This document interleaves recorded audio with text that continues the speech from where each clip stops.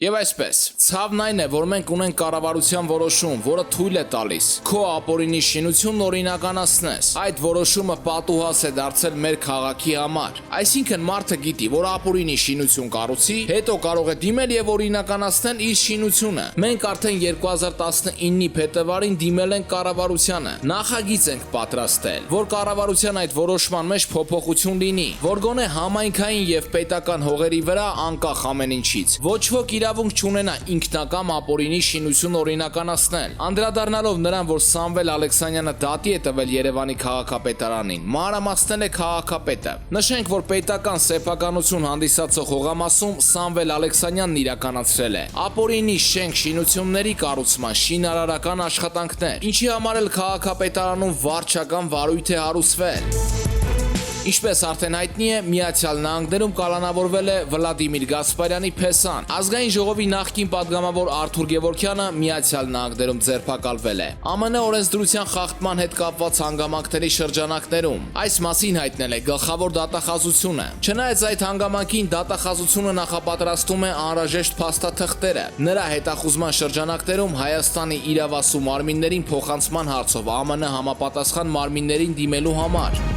Ռուսաստանի նախագահ Վլադիմիր Պուտինին առաջադրել են խաղաղության Նոբելյան մրցանակի։ Նաև նշենք, որ խաղաղության Նոբելյան մրցանակի են առաջադրել նաև ԱՄՆ նախագահ Դոնալդ Թրամփի վարչակազմին։ Թրամփին առաջադրել են տարբեր երկրների եւ ժողովուրդների հաշտեցման համար։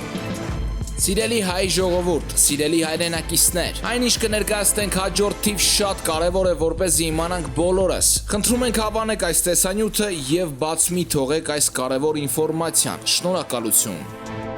Մեծ մերձավոր արևելքում հարավային Կովկասից մինչև հյուսիսային Աֆրիկա, արևելյան միջերկրական եւ Պարսից ծոցի տարածաշրջան։ Վերջին ամիսներին չափազանց հետաքրքիր ու կարևոր պրոցեսներ են տեղի ունենում, որոնք հետաքրքիր են նաեւ Հայաստանի շահերի տեսանկյունից, քանի որ այդ զարգացումները կարող են բերել լուրջ վերադասավորումների ոչ միայն այս մեծ մեգատարածաշրջանում, այլև միջազգային հարաբերությունների ամբողջ համակարգում, անխուսափելիորեն ազդելով նաեւ Հայաստանի անվտանգ միջավայրի եւ տարածաշրջանում հայկական բազմաթիվ շահերի ու հետաքրքրությունների վրա։ Խոսակցությունները հասնում են ընդհուպ մինչև տարածաշրջանի քաղաքական քարտեզի վերագծման եւ նոր միջին արևելքի ձևավորման կանխատեսումներ։ Եթե ավելի կոնկրետ խոսենք, ապա մի կողմից նեո-օսմանիստ Էրդողանի Թուրքիան է ագրեսիվ, ծավալապաշտական քաղաքականություն վարում նշված տարածքներում, լինի Լիբիան, Սիրիան, Իրաքը թե միջերկրական ծովի արևելյան հատվածը, մասնավորապես Հունաստանի եւ Կիպրոսի հետ վիճելի ջրային տարածքները, եւ այս հողի վրա ձևավորվում է հզոր հակաթուրքական դաշինք Եգիպտոսի, Ֆրանսիայի, Հունաստանի, Կիպրոսի եւ Իսրայելի մասնակցությամբ։ Մյուս կողմից էլ Իսրայելն է աստիճանաբար կարգավորում իր հարաբերությունները արաբական աշխարհի հետ, ամրապնդելով իր դիրքերը տարածաշրջանում։ Այս խորապատկերին Հայաստանի արտգործնախարար Զոհրաբ Մնացականյանի պաշտոնական այցը Եգիպտոս եւ զուգահեռաբար Իսրայելում, Թել Ավիվում Հայաստանի Հանրապետության դեսպանատան պաշտոնական բացումը։ Ինքնին խոսում են նշված գործընթացների նկատմամբ Հայաստանի հետաքրքրության մասին։ Մերձավոր արևելյան վերլուծաբաններից շատերը հիշեցնելով Հունաստանի եւ Կիպրոսի հետ Հայաստանի սերտ կապերի մասին, ասում են, որ թեև Հայաստանն առայժմ չի մասնակցում Հունաստանի եւ Իսրայելի համատեղ զորավարժություններին կամ Հունաստանի, Կիպրոսի եւ Էմիրությունների ռազմաօդային ուժերի վարժանքներին միջերկրական ծովում, բայց պատրաստ է հեռանկարում ավելի ակտիվ դեր խաղալ։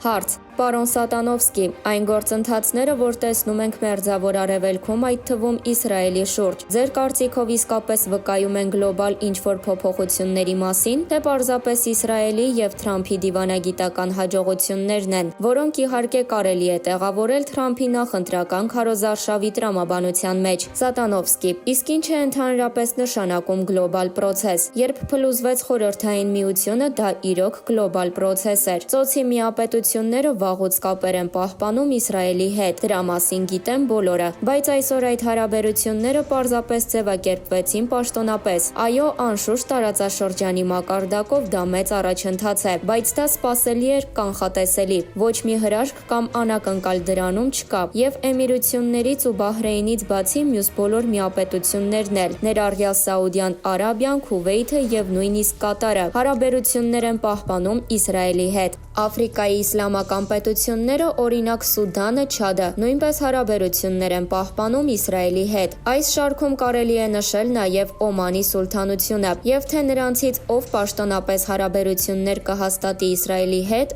ով ոչ, ամենևին էլ կարևոր չէ։ Սա նորմալ սովորական պրոցես է, պարզապես բանը հասել է այս վիճակին։ Հարց. Այսինքն Թրամփն ու Նեթանյահուն սպասում էին, որ մոտենան ԱՄՆ նախագահի ընտրությունները, այդ ժամանակ հայտարարեն Էմիրությունների եւ Բահրեյնի հետ հարաբերությունների հաստատման մասին, որպեսզի Թրամփը նաեւ ներքաղաքական միավորներ հավաքի եւ բարձրացնի վերընտրվելու իր շանսերը։ Սատանովսկի. Ես չգիտեմ, թե ինչ հաշվարկներ ուներ Թրամփը, դա իր խնդիրն է։ Ես նրա գործերին չեմ հետևում եւ իր կաբինետի կազմի մեջ չեմ մտնում։ Ու քանի որ Ամերիկայի նախագահը արեց այն, ինչ կարող էր, դրա համար շատ մեծ շնորհակալություն նրան։ Գեցե նա, ամեն ինչ լավ է, բայց խաղաղության Նոբելյան մրցանակ նրան դրա համար միևնույն է չեն տա։ Չէ որ նա Օբաման չէ, ոչինչ չարեց, բայց Նոբելյան մրցանակ ստացավ, իսկ Թրամփին դա չի սպասվում։ Դա նույնպես հասկանալի է։ Արդարություն այստեղ իհարկե չկա։ Հարց. Օբամային Նոբելյան մրցանակ տվեցին, որ նա անի ինչ-որ բան հետո, իսկ Թրամփին փաստորեն չեն տա, որովհետև արել է։ Սատանովսկի. Իսկ ինչ է Օբաման արել Լիբիան ռմբակոծելուց բացի։ Լրագրող. Դե հույս ունեին, որ մի բան կանի։ Սատանովսկի. Այո, բայց նա ոչ մի լավ բան չարեց, ոչ մի հույս էլ չունեին։ Պարզապես այդպիսին են ամերիկացիք։ Նրա թիմը սեղմում է բոլոր ոտնակներին, որ նա ինչ-որ հեղինակային մրցանակ ստանա։ Օրինակ, փոխնախագահ Գորին մրցանակ տվեցին գլոբալ տաքացման համար։ Խաղաղության Նոբելյան մրցանակն ընդհանրապես Աստված գիտե, ինչի համար են տալիս կամ տալիս են ոչ մի բանի համար։ Սա ընդհանրապես հիմար մրցանակ է, իսկ Թրամփին իրական ձեռքբերումների համար իհարկե չեն տա։ Հարց. Ընդհանրապես շատ պարադոքսալ երևույթ է։ Հիշում եք, երբ Թրամփը նոր էր ընտրվել, իսկ նա նախընտրական շրջանում այնքան կոշտ ու կտրուկ էր արտահայտվում միջազգային հարաբերությունների, տարբեր դաշինքների, այդ թվում ՆԱՏՕ-ի մասին։ Սատանովսկի. Եվ ճիշտ էլ անում էր։ Հարց. Եվ շատերը կարծում էին, որ նա ընդհանրապես թքած ունի արտաքին քաղաքականության վրա եւ չի զբաղվի միջազգային հարաբերություններով, բայց երբ անցավ որոշ ժամանակ, նա ըստ էության ավելի ակտիվ գործունեություն ծավալեց այս ոլորտում, քան իր նախորդներից շատերը։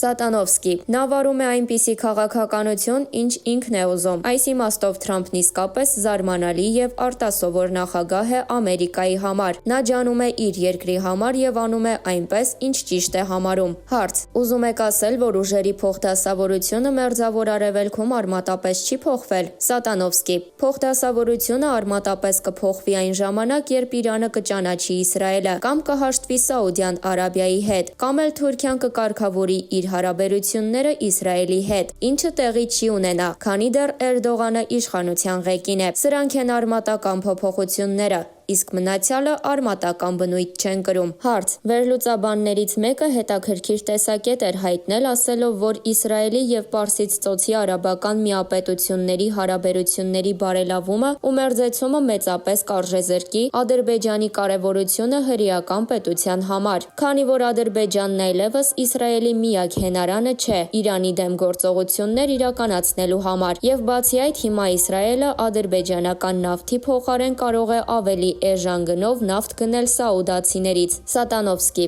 Ադրբեջանը Իրանի կողմից չէ, երբեք չի եղել Իրանի կողմից եւ երբեք էլ չի լինի, այնպես որ տվյալ պարագայում դուք օգտվում եք չճշտված ինֆորմացիայից։ Ադրբեջանը Թուրքիայի կողմից է եւ շատ առումներով Թուրքիայի տակ, եւ դրանից ելնելով խնդիրների զգալի մասը կապված է Ղարաբաղի հետ, հաշվի առնելով հայ-թուրքական հարաբերությունների պատմությունը, բայց տվյալ պարագայում եկեք անիմաստ բաները չմեկնաբանեմ, քանի որ տարածաշրջանում տեղի ունեցող իրադարձությունների մասին շատերի կարծիքը որևէ առնչություն չունեն իրականության հետ։ Ադրբեջանը նորմալ հարաբերություններ ունի արաբների հետ, նորմալ հարաբերություններ ունի Իսրայելի հետ, հրաշալի հարաբերություններ Թուրքիայի հետ, տանելի հարաբերություններ Ռուսաստանի, անտանելի հարաբերություններ Թուրքմենստանի եւ վատ հարաբերություններ Իրանի հետ, մի շարք պատճառներով։ Իրանն ուզում է գերիշխել, իսկ Հայաստանը լավ հարաբերություններ ունի Իրանի հետ, դա էլ է նորմալ։ Հարց. Եվգենի Յանովիչ, երևի հարցս ճիշտ չհասկացաք։ Ես հենց դա էլ նկատի ունեի, որ Ադրբեջանը վատ հարաբերություններ ունի Իրանի հետ եւ կոպիտ ասած ծախում էր իրեն Իսրայելին, որպես հենակետի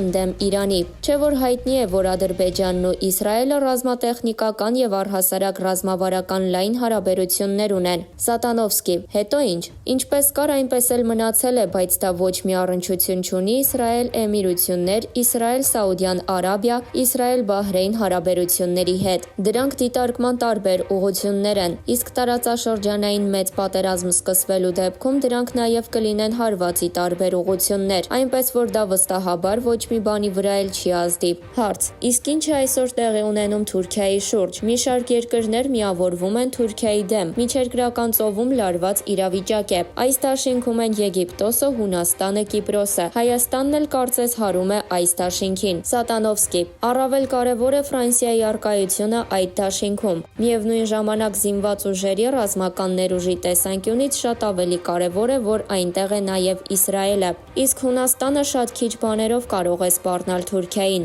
Այո, տվյալ պարագայում թուրքերը պատրաստվում են փոխել Լոզանի համաձայնագիրը։ Նրանք կարծում են, որ դա անարդար պայմանագիր է։ Թուրքերն ասում են, որ այդ պայմանագիրը սահմանափակել է Թուրքիայի հնարավորությունները միջերկրածովյան ավազանում։ Հօգուտ Հունաստանի եւ սահմանափակել է Թուրքիայի ներթափանցման հնարավորությունը դեպի նավթագազային շրջաններ։ Նավթն ու գազը Էրդողանի համար շատ կարևոր է, այդ պատճառով էլ նա հիմա շատ ագրեսիվ է գործում եւ Կիպրոսի շուրջ եւ Լիբիայի ուղղությամբ, եւ հիմա նա կսկսի դե ֆակտո պատերազմ զարգացնել Հունաստանի հետ, որպեսզի հետ մղի Հունաստանին Թուրքիայի առափնյա կղզիներից։ Անիմաստ է հիշել, ինչպես է այդ ամենը եղել, քանի որ միջազգային քաղաքականության մեջ արդարություն ասված հասկացությունը պարզապես բացակայում է։ Արդարության տեսակետից շատ բաներ ինչ որ եղել են պետք է չլինեին, բայց դրանք եղել են։ Թուրքիային հրաշքով հաջողվեց ողջ մնալ առաջին համաշխարհային պատերազմից հետո։ Եվ այս տեսանկյունից միանգամայն պարզ է ու հասկանալի, որ Քեմալ Աթաթուրքի կողմից ստորագրված պայմանագրերը առավելագույնն էին, ինչին նա կարող էր հասնել այդ պահին։ Հիմա դրանք վերանայվելու են եւ Թուրքիան պատռելու է այդ պայմանագրերը, բայց եթե հաշվի առնենք, թե ինչ փողեր են դրա ետևում կանգնած լինելու եւ թե ինչքան մեծ խաղադրույքը, պարզ է, որ դժվար թե դա ուրախացնի Թուրքիայի արևելամիջերկրածովյան հարևաններին։ Եվ իմիջայլոց, եթե խոսենք կենտրոնական միջերկրականի մասին, այստեղ են Մալթան եւ Իտալիան, որոնց ամենևին էլ դուր չեն գալիս Թուրքիայի նկրտումները մշակելու լիբիական շելֆը, այնպես որ առաջիկայում հնարավոր է ցանկացած զարգացում, այդ թվում տարածաշրջանային մեծ պատերազմ։ Հարց. Եթե կարճ ձևակերպենք, դա Էրդողանի նեոօսմանական քաղաքականության դրսևորումն է։ Սատանովսկի. Կարելի է նաև այդպես ասել, քանի որ այն ինչ հիմա տեսնում ենք Թուրքիայում ամենևին էլ պատահականություն չէ։ Պատահական չէ, որ Սուրբ Սոֆիան վերածվում է մզկիթի։ Պատահական չէ, որ երկրի ռազմական գերատեսչության ղեկավարները գրեթե բացահայտորեն անիծում են նրանց, ովքեր ապահովել են երկրի ներկայիս սահմանները 20-րդ դարի սկզբին մեծապես սահմանափակելով դրանք։ Իսկ դա նշանակում է ուղղակիորեն թքել Քեմալ Աթաթուրքի ուղղությամբ։ Կրկնում եմ, այս իրավիճակում ամեն ինչ սպասելի է, ներառյալ մեծ պատերազմը։ Ինչպես դա կլինի ընդհանրապես թե կներծծվի, ոչ ոք չի կարող ասել։ Կանխատեսելն անհնար է, բայց ամեն դեպքում սա շատ վտանգավոր իրավիճակ է։ Թուրքիան ռազմական տեսանկյունից շատ լուրջ տերություն է։ Նա լուրջ նավատորմ ունի, լավ տնտեսություն։ Այո, այդ տնտեսությունը շատ լուրջ ճգնաժամի մեջ է, եւ Էրդողանի արկածախնդրությունը առաջին հերթին Սիրիայում շատ է խանգարում այդ տնտեսությանը։ Փախստականներն էլ են խանգարում։ Լիբիական արկածախնդրությունը նույնպես խանգարում է, բայց ով գիտի կհաջողվի նրան այս անգամ էլ պլստալ եւ դուրս գալ ծանր իրավիճակից։ Առայժմ Էրդողանի մոտ ամեն ինչ ստացվել է։ Արդեն 100 անգամ ասել են, թե ուր որ է Էրդողանը կձախողվի։ Նրա մոտ ոչինչ չի ստացվի, նրան դուրս կշպրտեն իշխանությունից, բայց առայժմ նա իր բոլոր հակառակորդներին ոչնչացրել է։ Ինչպես է դա նրան հաջողվում։